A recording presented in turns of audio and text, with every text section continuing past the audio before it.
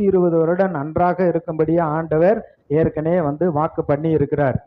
அப்ப இந்த பூமியில இருக்கிறப்ப இந்த வாக்குத்தத்த வசனங்கள்ல சொல்லி இருக்கிறபடி நான் நீதிமானா இருக்கேன், பரிசுத்தவானா இருக்கேன், அவருடைய ரத்தனத்தினால் கழுவப்பட்டிருக்கேன், அவரோடு நான் இணைக்கப்பட்டிருக்கிறேன், எனக்கு இந்த வியாதி பலவீனத்துக்கு இடம் கிடையாது, அவைகளை இயேசு நாமத்தினால நிராகரிக்கிறேன் என்று சொல்லி தெய்வீக சுகத்தை நம்ம விசுவாசித்து அதற்கேற்றா போல நம்ம அறிக்கையிட வேண்டும், கர்த்தரை துதித்து பாட வேண்டும்.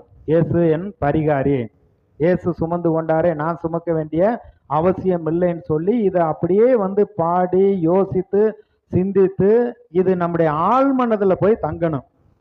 அப்படி ஆழ் மனதில் தங்கி இருக்குன்னா உடனே நமக்கு விசுவாசம் வரும். ஆண்டவரே, உம்முடைய ப்ராப்பர்ட்டியா இருக்கிறேன், என் மேல எந்த மனுஷனுக்கும் பிசாசுக்கு அதிகாரம் கிடையாது, என்னை நீர் பாதுகாக்கிறீர், அவர்களுக்கு தானியமும் திராட்சை ரசமும் பெருகிருந்த சந்தோஷத்தை பார்க்கலாம் அதிக சந்தோஷத்தை என் இருதயத்தில் நீர் கொடுக்கிறீர், எனக்கு நீடி ஆயுளை கொடுக்கிறீர், பலவீனத்துல பலன் கொடுக்கிறீர், சோர்ந்து போகிற பொழுது என்னை பலப்படுத்துகிறீர்.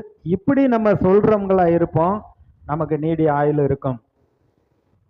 ஆனா இன்றைக்கு கர்த்தர் பார்க்குறாரு, பாட்டும் பாடுறாங்க, வசனமும் கேட்குறாங்க, ஆனா அந்த சுகத்துக்காக ஏதாச்சும் பிரயாசப்படுறாங்களா, முயற்சி பண்றாங்கன்னா அது பண்றதே இல்லை.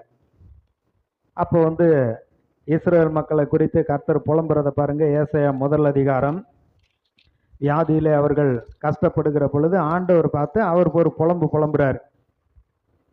5வது வசனத்திலிருந்து ஏசாயா தீர்க்கதரிசி 1 அதிகாரம் 5வது வசனம். இன்னும் நீங்கள் ஏன் அடிக்கப்பட வேண்டும், அதிகமாய் விலகி போகிறீர்களே.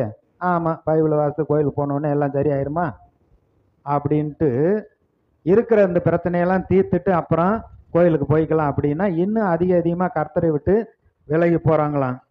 தலையெல்லாம் வியாதியும் இருதயமெல்லாம் பழச்சமாய் இருக்கிறது, உள்ளங்கால் தொடங்கி உச்சதலை மட்டும் அதில் சுகமில்லை, சுகமே இல்லை, அது காயமும் வீக்கமும் நொதிக்கிற ரணமும் உள்ளது, அது சீல் பிதுக்கப்படாமலும் கட்டப்படாமலும் எண்ணெயினால் ஆற்றப்படாமலும் இருக்கிறது. இப்ப என்ன சொல்றாரு, நான் குணமாக்குறவர், நான் விடுவிக்கிறவர். அதே அதிகாரத்தில் 19வது வசனம், நீங்கள் மனம் பொருந்தி செவி கொடுத்தால் தேசத்தின் நன்மையை புசிப்பீர்கள், மாற்றோம் என்று எதிர்த்து நிற்பீர்கள் ஆகிய பட்டயத்துக்கு இறையாவிகள், கர்த்தரின் வாய் இதை சொல்லிட்டு. அதாவது மனம் திரும்பியாச்சு, மனம் வார்த்தையில பொருந்த வேண்டும்.